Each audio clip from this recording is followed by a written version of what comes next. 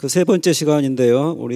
저희 연구소의 김현일 박사님이 증산도의 서양 문명론에 대해서 말씀해 주시겠습니다.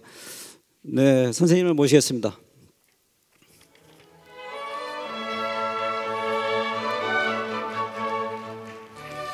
네,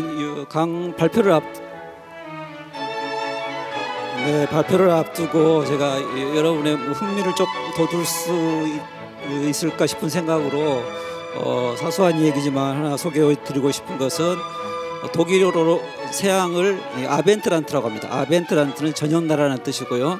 그럼 동양은 모르겐란트에서 아침의 나라라고 합니다. 서양이 저녁나라라면은 서양 저녁나라에 남은 것은 이제 밤의 어둠뿐이죠. 그리고 다시 동방으로부터의 빛과 아침을 기다려야 되는 그런 의미가 되겠죠. 이런 것을 조금 염두에 두시면 훨씬 우리 김현승 박사님의 발표가 흥미진진할 거라고 생각합니다.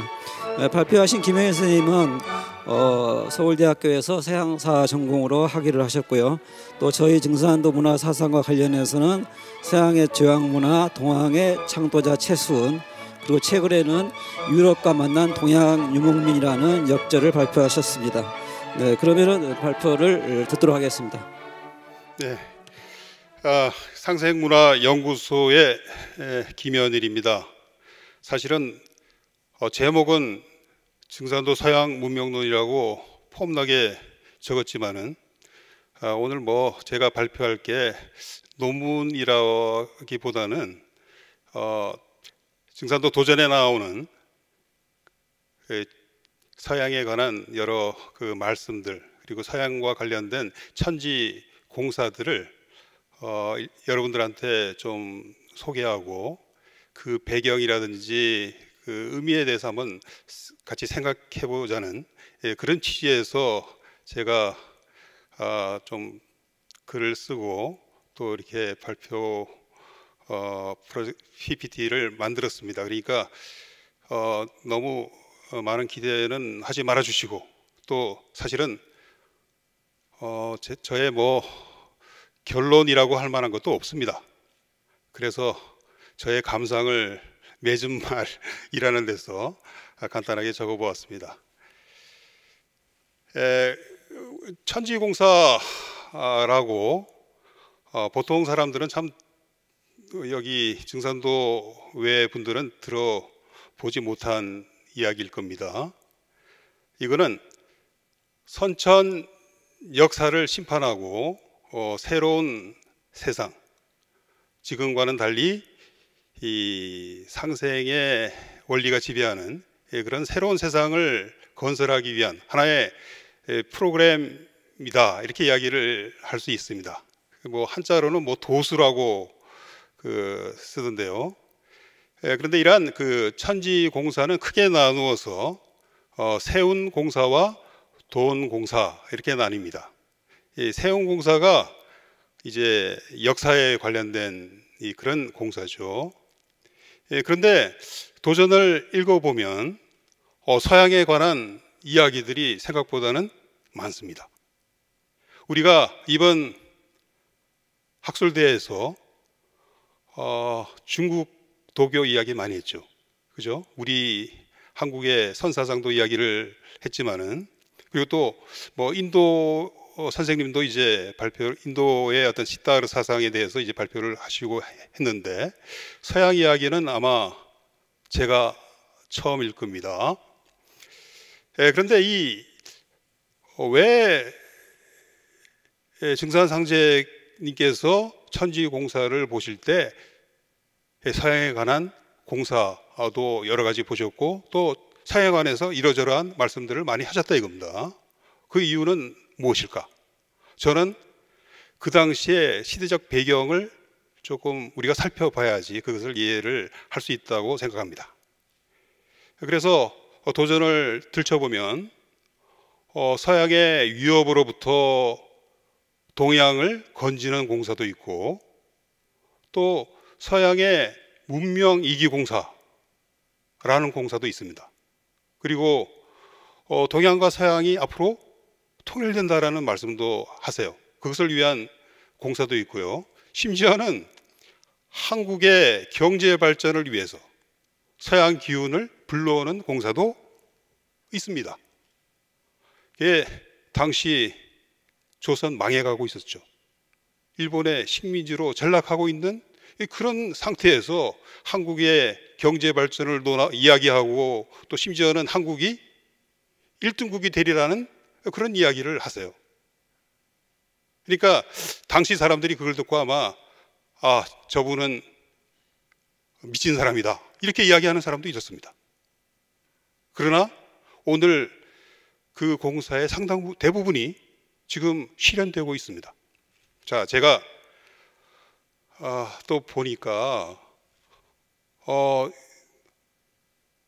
천상의 상제님, 증산상제님이 천상의 구천상제로 있었는데 지상에 내려오게 된 계기도 서양 사람하고 관계가 있다라고 이야기를 하셨어요.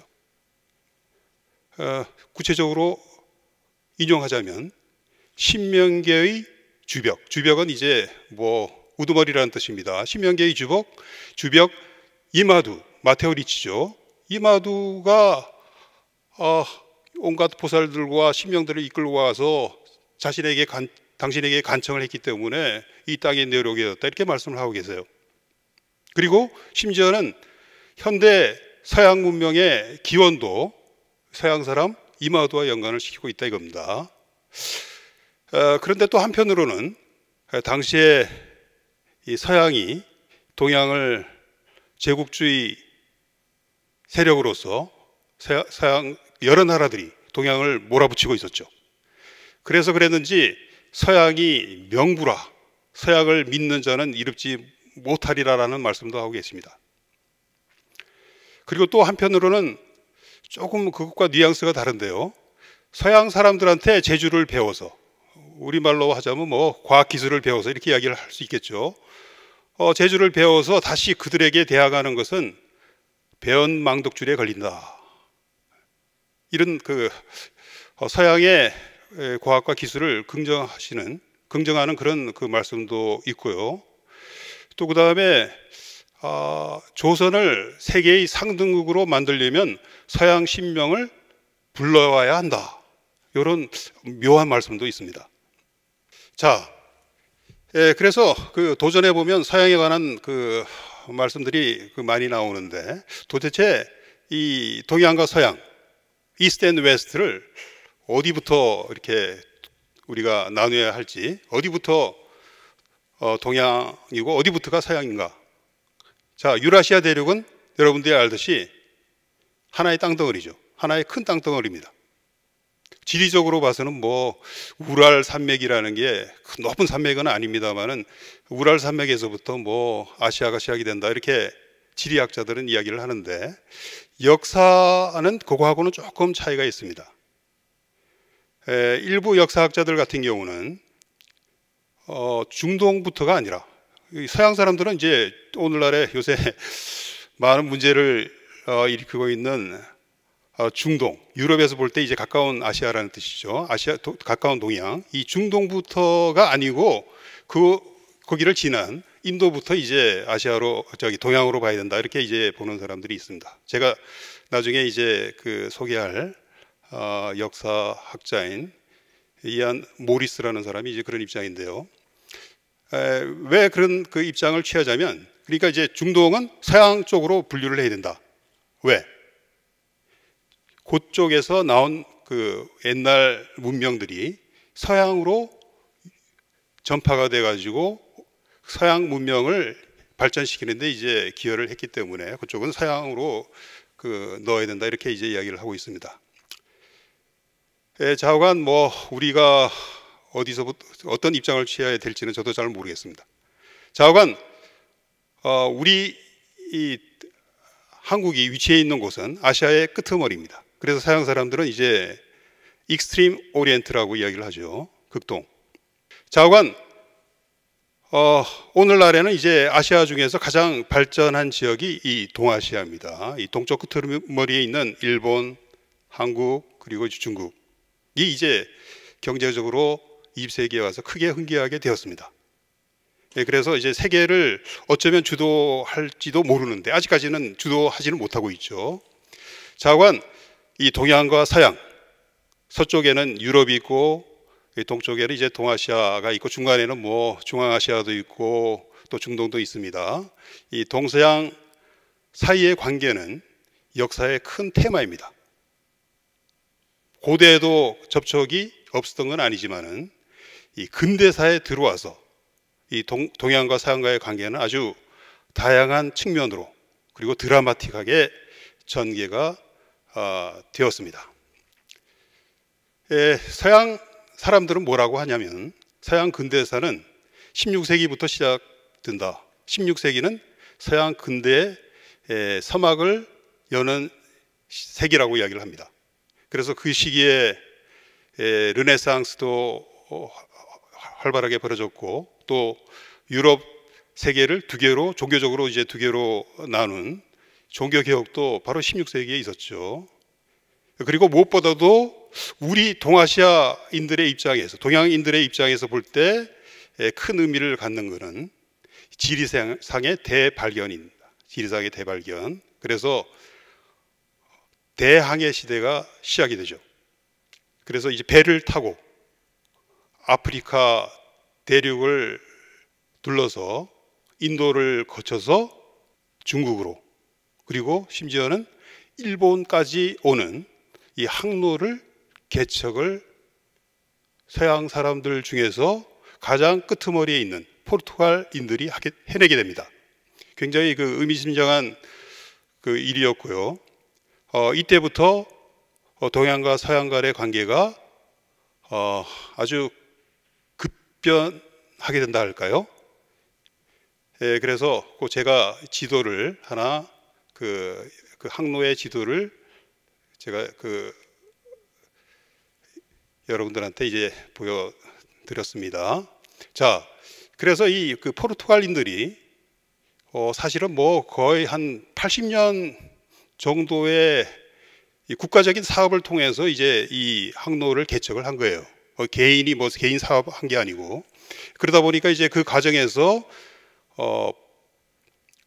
아메리카 대륙에 남아메리카 대륙에 이제 브라질 지역도 이제 발견이 되어가지고 자기들 포르투갈은 사실은 조그만 나라인데 자기들 영토보다 뭐 엄청나게 큰 이 브라질도 그 식민지로 차지를 하게 되었죠. 그러나 무엇보다도 우리하고 관련이 있는 것은 이 동아시아 동양 항로다 이겁니다. 그래서 이 동양 항로가 인도에서부터 그 말라카는 오늘날의 이제 싱가포르 좀 북쪽에 있는 지역인데요. 굉장히 전략적으로 중요한 곳입니다. 왜냐하면 그 앞을 다 지나가거든요. 그 말라카 해협을 거쳐야지 이 동아시아 중국으로 오고 또 일본으로 갈 수가 있습니다. 그래서 그러한 곳곳에 심지어는 그 아프리카에도 그 연안의 곳곳에 기항지와 기지를 건설을 하게 됩니다. 건설이라고 하니까 뭐 시멘트만 갖다 부어서 되는 게 아니고요. 이건 무력으로 이제 빼앗아야 됩니다. 그래서 초기에는 이러한 그 무역 거점들을 포르투갈인들이 건설하기 위해서는 상당한 이 무력이 동원이 되었다. 대포죠. 네? 이 무력이 동원이 되었다는 사실을 제가 지적을 하고 싶습니다. 자, 그래서 근데 동서양 관계는 두 가지를 축으로 전개가 됩니다. 하나는 상업입니다. 처음 바스코 다가마라는 사람이 그 4척의 배를 이끌고 1497년에 인도로 갔는데요. 그리고 인도 사람들이 물었습니다. 당신 이 먼 데까지 뭐하러 왔느냐? 그러니까 대답이 기독교도와 향신료를 찾으러 왔다. 기독교도가 이 동양에도 있었다는 이야기를 자기들은 소문으로 들었는데 진짜 있는지 확인하러 왔다는 이야기고 또 그다음에 이제 향신료 대표적인 게 이제 후추 같은 거죠. 오늘날의 후추는 여러분들 뭐 그렇게 비싼 물건은 아니지만은 당시에는 엄청나게 비쌌습니다. 거의 뭐 후추랑 금 가격이랑 무게를 따져가지고 거의 비슷하다고 했을 정도니까 이거 아무데나 나질도 않고 유럽에는 안 납니다. 동남아시아 쪽에 나니까 이거 가지고 가면 돈을 엄청 벌 수가 있죠. 그래서 이 향신료 무역이라는 게 주된 무역이 되었습니다. 그래서 이러한 그 통상, 그리고 또 한편으로는 유럽인들은 또 기독교도 드리잖아요. 그러니까 세상 끝까지 복음을 전파해라. 그래서 이제 기독교를 가는 곳마다 전파를 하게 되고, 또 때로는 무력을 동원해서 억지로 강요를 하기도 하고 그랬습니다. 그래서 그 서양 사람들이 이 두 가지 목적을 위해서 아시아로 온 셈인데, 처음에 이제 이 교역이 전개되는 양상을 보면 아시아 사람들이 이 서양 사람들과의 교역을 상당히 제한을 합니다. 그러니까 당신들과는 별로 우리가 크게 물건을 상거래를 할 필요를 못 느낀다. 그러나 당신들이 원하면 요 조그만 지역에서는 할 수 있다. 이런 식입니다. 제한 무역이죠. 그래서 중국 같은 경우는 오늘날의 그 광동 지역에 국한해서 여기 와서 이제 교역을 하라. 그리고 일본 같은 경우도 나가사키 지역에 아주 좁은 지역에서만 교역을 할 수 있다. 특히 이제 기독교가 전파가 될 가능성이 있으니까 그런 식으로 이제 지역에 제한을 두었죠. 조선 같은 경우는 아예 No, thank you. 당신들 오는 거 전혀 우리는 원하지 않는다. 해가지고 아예 접촉을 거부를 했습니다. 그리고 또 한편으로 이제 그런 제한된 무역이긴 하지만은 이 서양 사람들이 꾸준히 이 무역 활동을 하면서 이것이 이제 동양 사회에도 상당한 영향을 주게 됩니다. 그 다음에 또 한편으로는 아까 말씀하신 기독교 선교죠. 초기에는 예수회라는 단체, 제주이트 오더라는 예수회라는 단체가 중심이 돼서 선교 활동을 합니다. 그런데 바로 그 16세기의 16세기 중반에 선교 활동이 시작이 되었는데, 그때 이제 오신 분이 마테오 리치입니다. 이탈리아 신부였던 마테오 리치가 중국 처음에는 이제 인도에 갔다가 거기서 신부 서품을 받고 중국 선교에 자원을 해가지고 중국 명나라 때입니다. 명나라 때 중국에 정착을 하고 거기서 이제 선교 활동을 하게 되었죠. 그런데 이 선교 활동이라는 게 오늘날의 선교 활동하고는 좀 달리 이 중국인들의 어떤 전통적인 문화를 존중을 하고, 어떻게든지 이제 기독교하고 비슷한 이야기가 있으면 그것을 이제 부각을 시켜가지고 중국인들을 설득을 한다라는 이제 그런 방식이죠. 그러니까 토착 문화를 굉장히 존중하는, 어떻게 보면 굉장히 점잖은 방식의 선교 전략을 취했던 사람들이 예수회입니다. 그런데 이게 시대가 가면서 서양인들이 한편으로는 이제 통상 압박을 통상을 계속 더 확대를 요구를 하는 거죠. 그리고 심지어는 이제 그게 안 되면 무력을 사용하려고 한다 이겁니다. 그래서 19세기에는 그것이 이제 몇몇 전쟁으로 또 터져 나오기도 하고, 그 다음에 이제 종교적으로도 박해가, 동양인들이 이제 서양 선교사들을 박해를 하는 거죠. 그래서 이제 그것이 빌미가 돼가지고 서양에서 이제 군함을 보내가지고 또 보복을 하고, 이런 식으로 해서 사태가 이제 험악해지는 거죠. 그래서 바로 이게 19세기 서양 제국주의 시대의 양상입니다. 그러한 사태가 저는 동학에도 반영이 되어 있고, 심지어는 이제 이런 천주공사에도 반영이 되어 있다고 봅니다. 그 다음에 서양인들이 와서 이제 제국주의적인 어떤 압박을 가하고 심지어는 전쟁도 하고 하니까 동양이 게임이 안 돼요. 당시의 무력이 게임이 안 됩니다. 그래서 싸우는 족족 패합니다. 서양의 우월한 힘을 절감을 하게 되는 거죠. 그러니까 서양을 배우지 않으면 안 되겠다. 특히 서양 사람들의 기술, 무기, 이거를 배우지 않으면 안 되겠다라는 자각이 일어나게 되죠. 그래서 이제 소위 말하는 근대화, 동양의 근대화가 시작이 되는 겁니다. 이 동양의 근대화는 어느 면에서는 서구화를 필연적으로 수반하게 되죠. 왜냐하면 기술과 과학만 싹 도입을 하고 문화라든지 사상 외면할 수는 없다 이겁니다. 또 실제로 해보니까 서양의 종교가 좋고 서양의 문화가 좋다는 사람들도 나오거든요. 그래서 이제 그런 그 서양 문화와 종교도 급속히 유입이 되기 시작하는 겁니다. 그래서 뭐 한국 같은 경우도 서양 기독교가 가장 널리 자리 잡은 그 동아시아 국가가 되겠는데요. 또 그 다음에 또 요거는 20세기에 와서 이야기인데, 공산주의도 유럽에서 나온 이념인 공산주의도 광범하게 수용이 되죠. 지금 중국 실제로는 뭐 자본주의적인 경제를 영위를 하고 있습니다만은 공산주의를 내세우고, 또 우리 북한도 공산주의를 내세우고, 실제로 북한에서 그렇게 그 마르크스 연구를 하는지는 모르겠어요. 저희들도 젊었을 때는 뭐 그 마르크스 책도 많이 읽고 했는데 북한 사람들이 그렇게 마르크스를 많이 연구하는지는 모르겠습니다. 자관 그 한중일 삼국이 기독교라든지 뭐 공산주의를 수용하는 데는 조금씩 상당한 차이를 보이고 있는데요. 그거 지적하고 넘어가도록 하겠습니다. 자, 그런데 이 천지공사의 배경으로서 또 하나 이제 배경이 저는 조선의 개화라는 것에 있다, 이렇게 이제 이야기를 하고 싶습니다. 천지공사가 시작이 되기 바로 10여 년 전에 이제 조선이 이 서양의 문을 엽니다. 서구 국가들과의 통상조약 1882년부터 시작이 되었죠. 내년이면 이제 140주년이 됩니다. 한미 수호 조약이죠. 당시에는 이제 조선이니까 조미 수호 조약이 되겠습니다.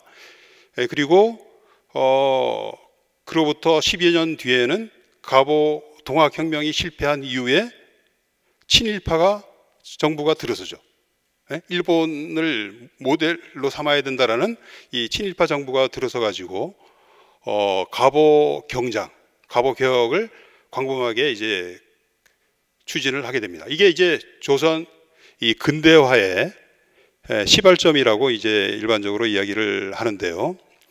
굉장히 많은 법들이 만들어지게 됩니다. 심지어는 뭐 그 외국어 학교를 여러 개 만들어 가지고 통합해서 그 학교를 세우는 그 법도 나오고, 그 다음에 이제까지 오랫동안 써오던 달력, 동양식 달력을 포기하고 서양의 달력을 그대로 이제 도입을 해가지고 날짜 표기를 이제 서양식으로 하는 겁니다. 그리고 심지어는 뭐 의복도 바꿔야만 우리가 발전할 수 있다 해서 이제 한복을 입지 말고 서양식 복장을 입어보자. 당시에 고종 임금께서 앞장섰습니다. 그리고 심지어는 이제 머리도 상투 자르고 서양식 머리를 한다 하는, 그리고 이제 그런 일도 있었죠. 그래서 여기에 대한 뭐 반발도 있고 해가지고 굉장히 이제 혼란스러웠는데, 좌우간 이런 그 조선의 개화가 위로부터 이 왕이 결심을 했습니다. 서양 문물을 받아들여야만 한다. 그래서 이제 그런 개화 정책이 하나의 정책으로서 이제 일관되게 추진이 되는 겁니다. 물론 개화에 대한 반발도 없지 않았죠. 그 대표적인 게 이제 위정 척사. 이 사람들은 서양 문명은 이거는 삿된 것이다 이렇게 보는 겁니다. 오랑캐다. 그래서 그 도전에도 많이 여러 번 나오는 면함 최익현 같은 사람이 그 대표적인 인물입니다. 그리고 1881년에는 그 영남 지역에 만 명의 그 선비들이 이 국왕의 외교 정책에 반발을 해가지고 일종의 청원 운동을 벌였습니다. 요새 청와대 뭐 홈페이지 들어가면 뭐 청원하는 게 있다고 하는데 저는 한 번도 안 들어갔습니다만은, 자관 그 일본 그 중국에 그 일본에 와 있는 그 중국 외교관이 쓴 그 조선 책략이라는 책을 김홍집이 황제에게 올렸습니다. 이거 한번 우리가 외교 전략으로 좀 참고할 만한 것입니다 해가지고 올렸는데 그것 때문에 난리가 난 거예요. 예, 그래서 심지어는 이 그 소의 청혼의 우두머리가 잡혀가지고 처형되기도 하고, 예, 그런 일이 있었습니다. 그리고 이제 그 갑오 개혁 때는 이 단발령에 반대해가지고 내 목은 잘라도 내 상투는 못 자른다. 최익현이 한 이야기입니다. 그래서 심지어는 이것도 의병봉기의 한 원인이 되었습니다. 자, 예, 그래서 뭐 하여간 그 1880년대부터 그 서양 열강들과의 통상 관계가 시작이 되고, 그 다음에 서양 기술도 급속히 유입이 됩니다.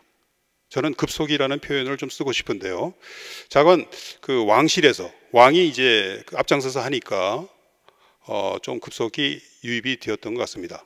그래서 그 전기도 가설이 되고, 그 다음에 이제 심지어는 서울의 전차도 놓이게 되었죠. 전부 다 미국 사람들이 주도적으로 한 겁니다. 그 특히 전기는 에디슨이 세운 전기 회사가 있었는데, 그 회사에서 이제 제공하는 그런 이제 그 시설이 이 왕실의 저기 그 경복궁에 설치가 되고요. 그 다음에 철도는 뭐 바로 그 이 천지공사 시기에 개설이 되게 됩니다. 부설이 되게 되었죠. 경인선, 경부선, 경의선. 이 대전도 바로 이 옛날에는 도시가 없었는데 경부선이 놓이면서 도시가 형성이 되었다 이렇게 이야기를 하고 있습니다. 그리고 뭐 학교, 병원, 이거는 뭐 80년대부터 그 신식 학교, 서양 선교사들이 이제 세우는 이제 신식 학교가 들어섭니다. 지금 대전에도 이제 그 배제대학이라는 게 있죠. 그 제일 먼저 세워진 학교가 배제학당입니다. 서울에 있는 배제학당. 그리고 이제 서양식 병원도 바로 이 시기에 세워지는데요. 지금 세브란스 연대 세브란스 병원이 여기서 나왔다고 합니다. 제중원이라고 그 서양 선교사가 그 고전과 친했던 서양 선교사가 이제 그 운영을 했던 병원입니다. 그 다음에 뭐 또 이제 기독교, 요거는 뭐 왕실에서 주도한 건 아니고 이거는 뭐 민중들이 이제 자발적으로 받아들인 거가 되겠죠. 그래서 1886년에 그러니까 조미 수요 조약 때만 하더라도 종교 자유를 뭐 허용을 한다 뭐 이런 이야기는 없어요. 그로부터 몇 년 뒤인 그 프랑스하고 그 조약을 맺었을 때는 보면 선교사들에게 선교의 자유를 허용한다 뭐 이런 표현은 없습니다. 근데 이제 교회라는 표현을 썼어요. 교회 한자로 가르침을 허용한다. 이 사실은 이제 선교 자유를 허용한 거나 마찬가지죠. 자, 그리고 80년대부터 또 그 이제 교회들이 이제 신교입니다. 개신교 교회당이 이제 선교사들에 의해서 세워졌는데 여러분들이 익히 알고 있는 그런 교회들입니다. 지금 정동에 있는 정동제일교회, 그리고 이제 세문안, 광화문에 있는 세문안교회 등이 이 시기에 세워졌죠. 그리고 이제 서양 조선과 이제 그 통상 관계를 체결한 서양 국가들 중에서 조선의 영토에 대해서 욕심을 낸 나라는 없어요. 러시아만 빼고. 러시아는 소위 말하는 이제 남하 정책을 취하다 보니까 시베리아로부터 만주를 거쳐서 이제 한반도까지 세력을, 특히 이제 부동항, 자기들이 이제 그 부동항이 필요하니까 얼지 않는, 겨울에도 얼지 않는 항구를 확보를 해야 되겠다 해서 이 남하 정책을 취하게 됩니다. 그러다 보니까 이제 영국하고도 충돌이 돼가지고 뭐 거문도 사건 같은 것도 그 있고 한데, 자관 러시아는 동학혁명 직후에 일어났던 이제 삼국 간섭이라는 거 있죠. 일본이 이제 그 요동반도 차지를 하니까 이거 그 유럽 나라들이 그냥 앉아서 보기가 힘들다 해서 이제 간섭을 하게 된 겁니다. 그래서 그 요동반도를 그 다시 이제 그 일본이 중국에게 이제 청나라한테 이제 되돌려주게 되는데, 그 덕택에 만주에 대한 여러 가지 이권을 얻어내요. 그 중에서 가장 중요한 게 철도 부설권입니다. 철도를 부설해서 운영을 하는 겁니다. 그래서 동청철도라는 게 이제 바로 그런 것이고요. 제가 그 지도를 하나 여기 보여드리는데, 이 동청철도라는 게 저 그 만주 지역에 이렇게 있는 거고, 그 다음에 이제 그 지선으로서 요동반도 쪽으로 그 내려와 있는 것이 이제 남만주 철도가 되겠습니다. 나중에 일본 사람들이 이제 저거 얻어가지고 그 이제 경영을 하게 되었죠. 그래서 부산에서부터 쭉 연결이 돼가지고 유럽까지 이 시베리아 철도 연결이 돼가지고 기차 타고 유럽까지 갔다라고 하죠. 자, 그런데 이제 제가 그 당시에 그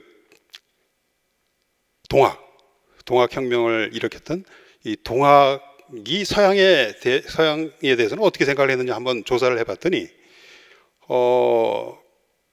서양에 대해서 최재우 같은 분은 상당히 심각하게 생각을 했던 것 같아요. 그 위협에 대해서. 그래서 심지어는 그 최재우가 이제 잡혀가지고 처형이 당하기 전에 일종의 이제 그 신문을 봤죠. 그 신문 보고서가 남아 있습니다. 서원순이라는 이제 경상감사가 작성한 그 장계 보고서입니다. 그게 보면 이제 동학의 창도가 서양의 위협에 대한 하나의 대응으로서 이제 동학이 창도되었다, 이런 식으로 기술이 되어 있습니다. 그리고 그 다른 그 동학혁명기에 와서는 여러 뭐 조선에 대해서 무슨 그 연구를 한 그런 책이 나온 건 아니고, 그 삐라가 붙은 그 서양 그 공관 등에 이제 삐라가 몇 번 붙은 적이 있는데, 그게 보면 서양인들에 대한 적개심, 서양을 오랑캐로 여기고 고홈, 너희 나라로 돌아가라라는 그런 요구를 하는 것을 볼 수 있습니다. 그런데 이제 상제님 천지공사에 와서는 서양에 관한 그런 이제 그 배타적인 태도는 찾아볼 수가 없고, 오히려 우리가 그 도전에서 찾아볼 수 있는 것처럼 상제님의 탄강 이유가 바로 이 서양 사람 이마두에 있다, 이렇게 이제 이야기를 하고 있는 거죠. 그래서 신명계의 주벽인 이마두가 서양 그 현대 문명의 포갑으로 상계가 혼란하니까 모든 신성과 불타와 보살들을 이끌고 이 상계의 혼란을 해소해 달라고 상제님께 하소연했다, 이런 이제 이야기가 있습니다. 네, 그리고 이제 그 이마두를 굉장히 그 증산상제님은 높이 평가를 하셨는데, 아까 그 신명계의 주벽이라고 했다라고 했죠. 그리고 아마 그렇게 높이 평가하는 이유 중에 하나가 동서양의 경계를 태웠다. 요거는 이마두 성사님이 실제로 중국에서 한 활동만 봐도 우리가 그렇다고 이야기를 할 수가 있어요. 왜냐하면 이분이 그 바쁜 과정에서도 틈틈이 그 유교의 경전을 번역을 합니다. 라틴어로. 그래서 자기 그 후임, 자기하고 이제 사업을 같이 하는 그런 예수의 신부들이 이제 유럽에서 오면 그 사람들 중국말 익혀야 되잖아요. 한자도 익혀야 되고. 그러니까 이제 그 교재로서 이제 사용하기 위해서 사설을 라틴어로 이제 번역을 했다라고 합니다. 그리고 또 서양의 과학 기술서 여러 가지 번역합니다. 조선에도 들어와요. 그리고 무엇보다도 인기를 끌었던 것이 그 죽기 전에 쓰셨던 천주실이라고 있죠. 천주교의 교리를 아주 친절하게 설명한 천주시리가 있습니다. 이건 뭐 조선 유학자들은 대부분 이 책을 봤을 겁니다. 심지어는 그 서학에 대해서 굉장히 그 반발하는 사람들까지도 이 책을 읽었다라고 하니까요. 자, 그리고 또 이제 아까 말씀드렸듯이 이 서양의 현대 문명이 마테오 리치하고 연관이 되어 있는 거로 또 그렇게 이야기를 하고 있습니다. 마테오 리치가 죽은 다음에 동양에 와서 이제 천국을 건설하려고 했는데 그 뜻을 이루지 못했다라는 겁니다.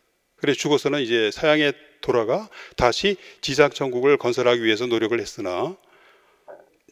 했는데 그 과정에서 이 지하신이 천상에 올라가 천상의 법을 받아내려 사람들에게 아른 길을 열어주었다. 그래서 이제 그 서양의 현대 문명이 이제 태동한 곳으로 그렇게 말씀을 하고 계십니다. 자, 그리고 그 당시에 그 동양을 위협한다라고, 서양이 이제 동양을 위협한다라고 여러 곳에서 말씀을 하셨어요. 심지어는 뭐 누란의 위기, 계란을 쌓은 듯한 그런 위기에 처해 있는 것이 지금의 현실이다, 이렇게 이제 이야기를 했는데, 뭐 조선, 제가 이제 그 PPT에 그 여러 뭐 조약 전쟁을 이제 써놨습니다. 뭐 아편 전쟁 유명하죠. 심지어는 그것 때문에 청나라의 그 수도가 점령이, 영국과 프랑스 군대에 점령이 됐던 적도 있잖아요. 조선에도 전해져 가지고 큰 충격을 주게 됩니다. 우리는 청나라가 세계에서 제일 강한 나라인 줄 알았는데 그렇지 않다라는 게 이제 드러난 거죠. 그리고 일본도 혼쭐이 납니다. 메이지 유신 이후에 서양 열강하고 이제 그 메이지 유신 전입니다. 정확하게 말하면 메이지 유신 전에 그 서양하고 이제 관계를 열거든요. 그런데 이제 뭐 갑론을박이 많습니다. 서양 사람들이 오랑캐라는 둥, 뭐 이 서양 사람들을 우리한테 그 점잖게 대하지 못하는 이 서양 사람들을 우리가 용서해서는 안 된다라는 이야기도 하고, 그래서 일부 사무라이들은 이제 칼을 들고 이제 서양 외교관을 공격하기도 하는데, 그것 때문에 전쟁이 일어나기도 합니다. 그래서 그 서양인들이 그 함대를 파견을 해가지고 시모노세키 이쪽 지역에다가 해안 지역에 이제 그 포격을 해가지고 이제 뭐 해안 지역을 쑥밭을 만들어 버리는 거죠. 그래 딱 그렇게 하니까 일본 사람들도 이제 얘네들하고는 힘으로는 안 되겠구나, 이제 그런 생각을 이제 하게 되었던 거죠. 자, 서양의 위협, 그 다음에 이제 그 서양에 대해서 상제님은 상당히 현실주의적인 그 태도를 취하십니다. 서양 사람들이 동양을 위협하는 것은 사실이지만 그 사람들의 기술, 그 사람들이 만든 문명 이기는, 이거는 기원이 아까 말씀드린 것처럼 그 천상에 있는 것이다. 그리고 심지어는 하늘이 서양 사람들에게 기회를 주어서 성인의 역사를 행하게 하였다, 이런 표현도 하고 계세요. 성인이라는 게 어떤 존재입니까? 이 세상을 좀 더 낫게 만들기 위해서 헌신하는 분들이 성인 아니에요? 그러니까 그런 성인과 같은 역할을 했다라고 아주 상당히 긍정적인 그 평가를 하고 계세요. 그리고 또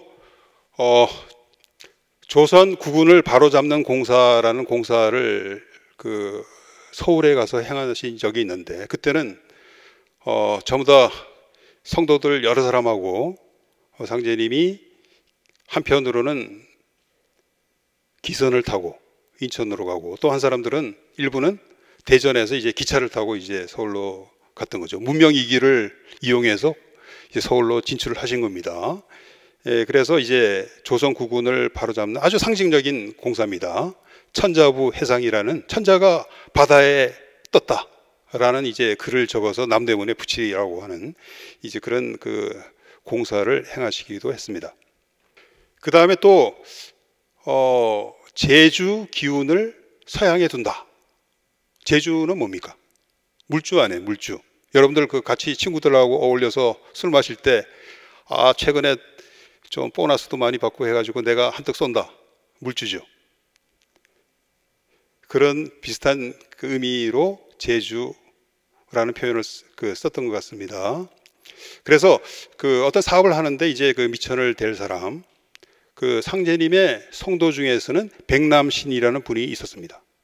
이 백남신은 상당히 유명한 사람입니다. 상제님의 그 성도들이 대부분 뭐 그렇게 유명한 분은 아닌데, 이 백남신 그리고 월곡 차경석 성도는 역사에서도 이제 등장하는 그런 인물입니다. 조선 거부열전에 나옵니다.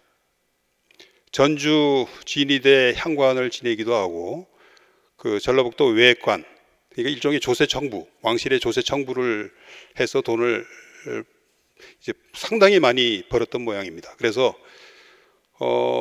이분 아들이 백인기라는 사람인데, 일제시대에 그 은행가로서 유명한 사람이었습니다. 은행 세우는데도 참여를 하고, 지금 그 전주에 가면 이 백남신 가옥이 있습니다.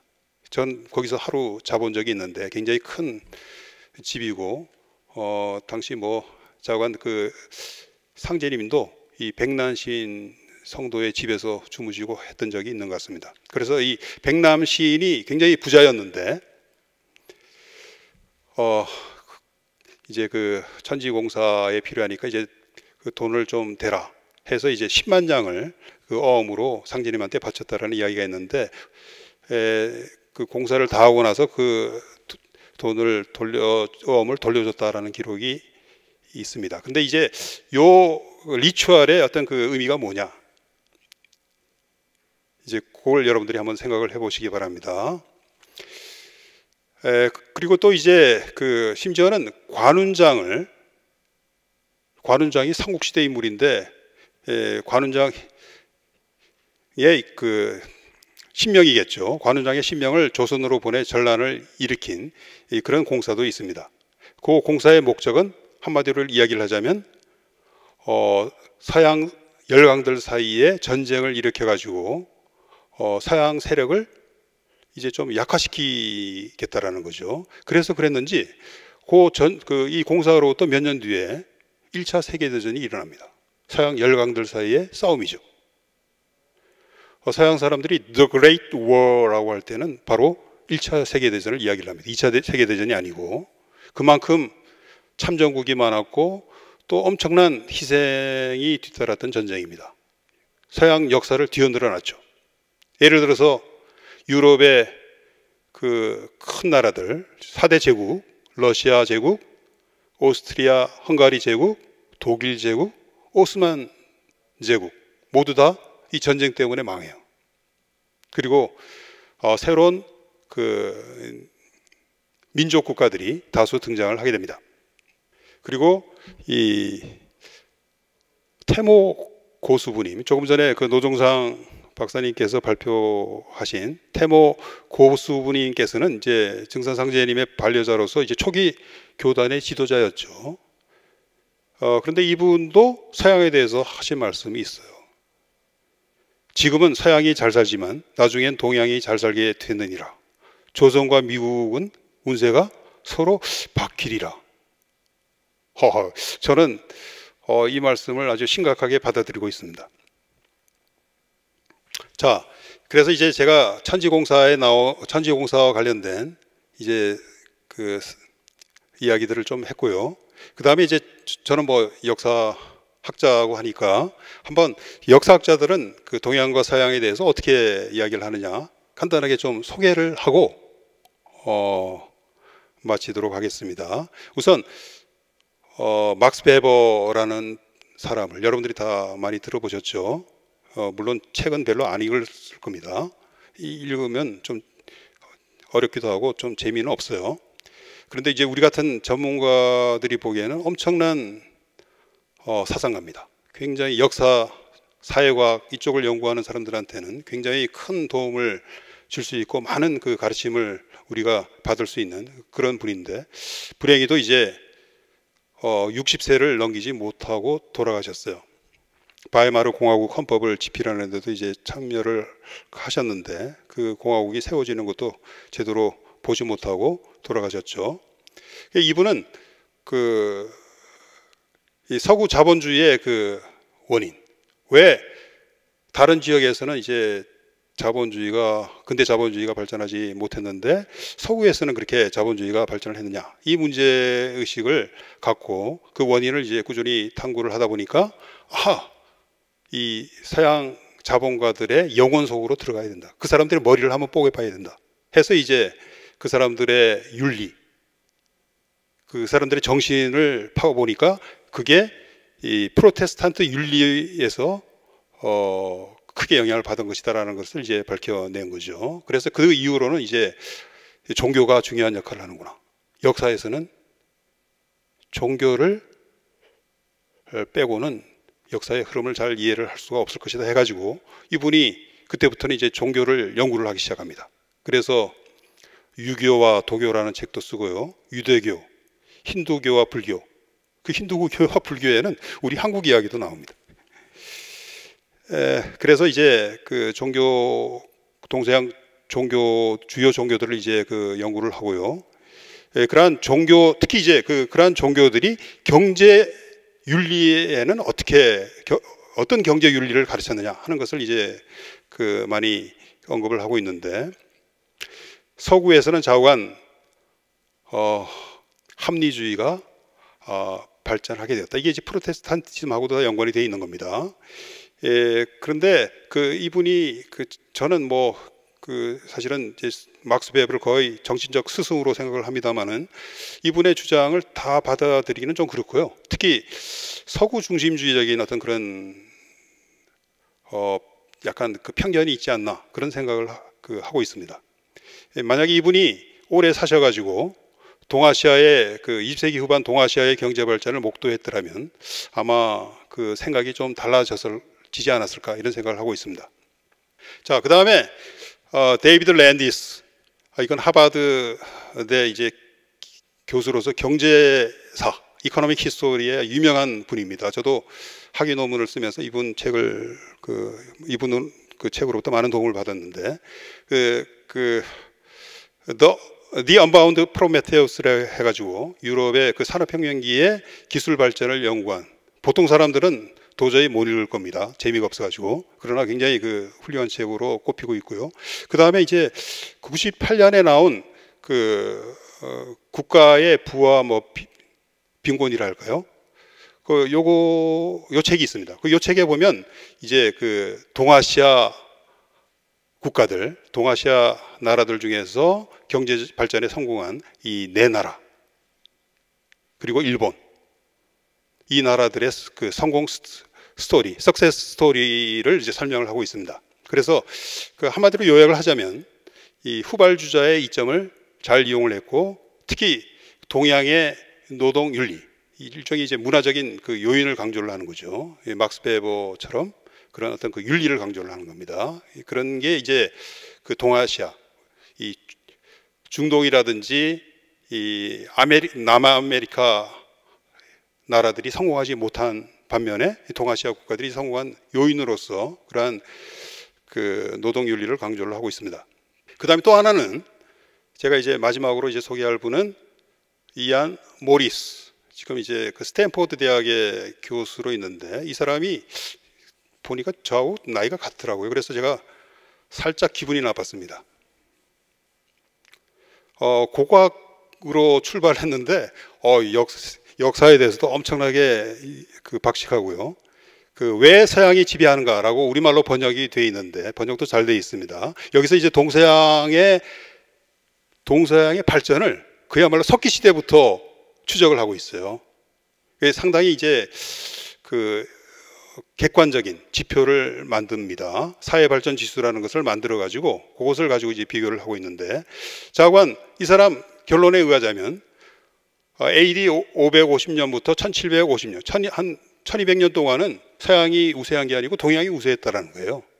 그런데 산업혁명기부터 우위가 이제 바뀌게 되었다라는 이야기입니다. 그래서 추월 계기가, 이 사람은 이제 산업혁명이 있고, 그 다음에 이제 대서양 경제, 아까 이야기했던 16세기 초에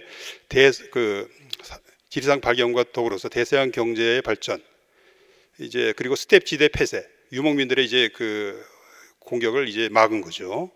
그것이 이제 서양의 추월 계기가 되었다라는 것을 이야기를 하고 있습니다. 자, 그래서 이제 모리스 교수는 이제 동양이 곧 추월할 것으로 이야기를 하고 있어요. 사회 발전 지수의 추세를 따르자면. 그런데 이제 결론적으로 그게 이제 21세기 중반경에 이루어질 것으로 이야기를 하는데, 그러나 이제 치솟는 사회 발전과 줄어드는 세계로 인해서 동서양의 구분은 이제 의미가 없을 것이다. 이렇게 이제 의미심장한 결론을 내리고 있습니다. 자, 제가 매점말로 이야기를 좀 몇 가지만 이야기할게요. 우선 한국도 이제는 중진국을 넘어서 선진국으로 이제 진입을 하고 있다라는 것을 말씀을 드리고 싶고요. 마지막으로 이제 그 상제님의 말씀, 상제님이 조선이 1등국이 된다라고 말씀을 하셨어요. 그러니까 한 성도가 이야기하기를 그러면 전쟁에서 다른 나라들을 이겨야 되는 게 아니냐. 그랬더니 상제님이 넌 왜 그렇게 멍청하냐. 세계 사람들이 조선을 선생님 나라라고 하면 그게 1등국이 되는 거다. 꼭 전쟁을 해야 되는 건 아니다. 이렇게 이제 말씀을 하셨습니다. 자, 저의 결론 아닌 맺은 말입니다. 주목해 주셔서 감사합니다.